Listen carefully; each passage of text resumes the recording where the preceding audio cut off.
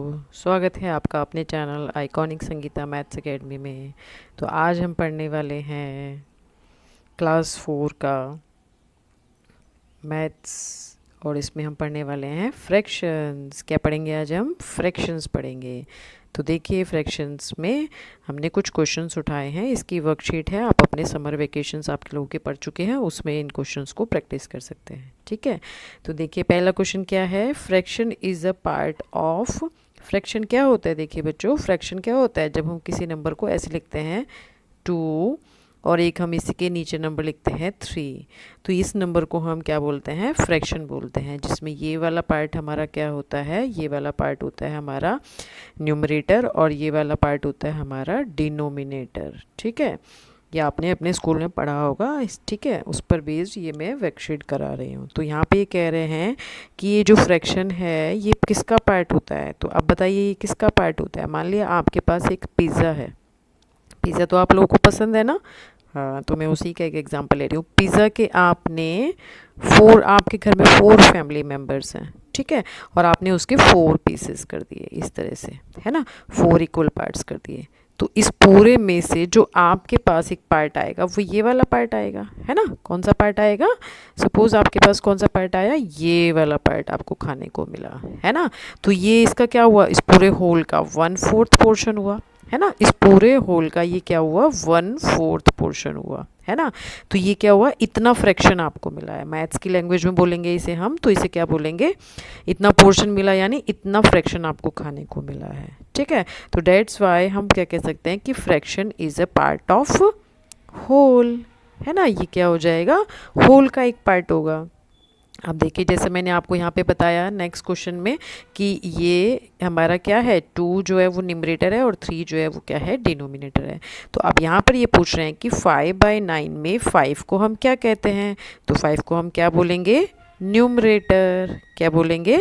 Numerator. तो 5 हमारा क्या हो जाएगा? न्यूमरेटर हो जाएगा। ठीक है, तो चलो आगे देखते हैं। आगे क्या है हमारे पास? 4/7 में 7 को क्या बोलेंगे? आप देखिए 4/7, 7 नीचे है ना। तो मैंने अभी बताया हम नीचे वाले को क्या बोलते हैं? डिनोमिनेटर। क्या बोलते हैं?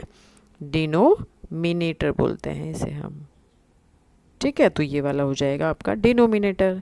ठीक है, अब नेक्स्ट देखिए, फोर्थ में क्या है आपके पास? फोर्थ में कह रहे हैं 4/9 और 3/9। क्या नंबर्स हैं आपके पास? 4/9 है और 3/9 है। तो 4/9 और 3/9 में आपको ये बताना है कि ये वाला नंबर ग्रेटर है इससे, या ये वाला नंबर इससे छोटा है, या ये वाला नंबर इसके इक्वल है ना।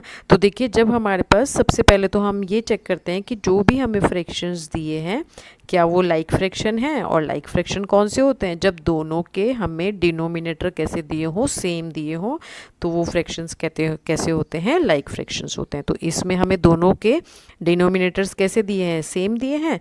तो जब दोनों के डिनोमिनेटर सेम है तो इनको तो अब आप इग्नोर कर दीजिए। अब आप 4 और 3 में कंपेयर करिए। तो बताइए 4 बड़ा या 3 बड़ा? बताइए बताइए, 4 बड़ा हुआ ना।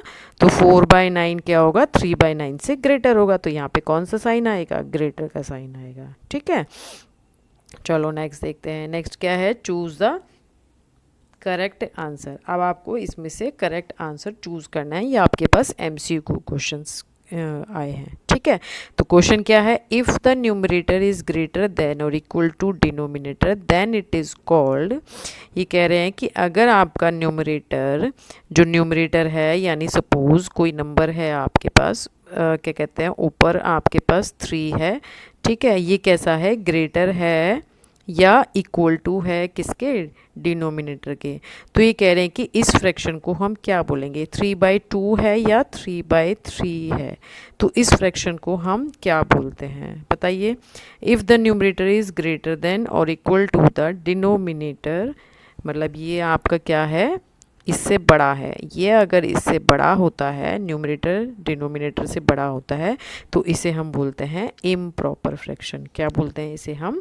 इम्प्रॉपर फ्रैक्शन कहते हैं। ठीक है, अब देखिए इसी में सेकंड क्वेश्चन में क्या पूछ रहे हैं? If the numerator is less than the denominator.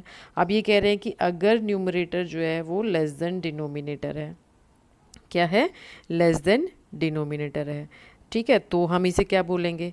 अगर न्यूमरेटर जो है वो लेस देन डिनोमिनेटर है तो हम उसे क्या बोलते हैं, तो उसे हम बोलते हैं, बताइए बताइए क्या बोलते हैं उसे हम बोलते हैं प्रॉपर फ्रैक्शन। क्या बोलते हैं उसे हम प्रॉपर फ्रैक्शन कहते हैं। ठीक है, नेक्स्ट देखिए, नेक्स्ट थर्ड पार्ट क्या दिया है।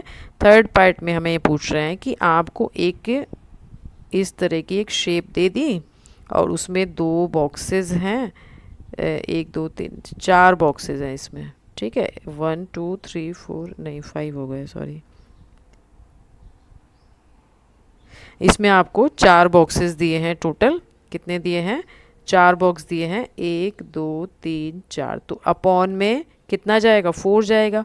और कितने बॉक्सेस शेडेड हैं, 2 शेडेड हैं। कितने शेडेड हैं, 2 शेडेड है। तो देखिए क्या क्या बन रहा है इनमें से, ये वाला और ये वाला। देखिए इसमें से कौन सा बन रहा है, ये वाला बन रहा है ना। तो जो शेडेड पार्ट है, यानी जो शेडेड पार्ट होता है उसे हम न्यूमरेटर में लिख देते हैं, और पूरे को जितने भी पार्ट्स में डिवाइड किया होता है उसे हम अपॉन में यानी डिनोमिनेटर में लिख देते हैं। तो हमारे पास क्या आंसर आ जाएगा, 2/4 आ जाएगा। ठीक है, नेक्स्ट देखिए, नेक्स्ट क्या है, state whether the given statements are true और फॉल्स। ये कह रहे हैं कि बताइए कि ये स्टेटमेंट ट्रू है या फॉल्स है। तो यहाँ पे कह रहे हैं 2/3 इज़ एन इम्प्रॉपर फ्रैक्शन। अभी मैंने आपको बताया कि इम्प्रॉपर फ्रैक्शन तो कौन सा होता है कि अगर आपके पास न्यूमरेटर की वैल्यू डिनोमिनेटर से बड़ी हो, बट यहाँ पर तो ऐसा नहीं लिखा है। यहाँ पर तो हमें क्या दिया है, 2 होल, यानी ये एक पूरा होल पार्ट है।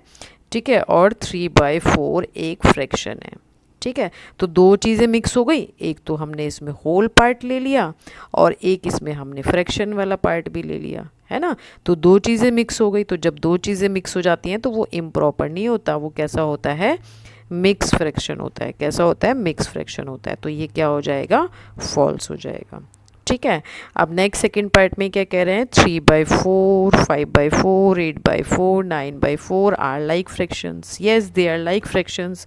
Y, because all denominators are equal to 4। सारे के सारे डिनोमिनेटर्स जो हैं वो कैसे हैं, सेम हैं। कैसे हैं, सेम है। तो अभी मैंने पीछे बताया कि जब हमारे पास सारे डिनोमिनेटर्स सब फ्रैक्शंस में सेम होते हैं तो उसे हम क्या बोलते हैं, लाइक फ्रैक्शंस कहते हैं। तो डेट्स वाई ये क्या हो जाएगा, आपका ट्रू हो जाएगा। ठीक है, तो चलिए आज हम इतना ही करते हैं। नेक्स्ट वीडियो में फिर मिलूँगी मैं नेक्स्ट वर्कशीट के साथ।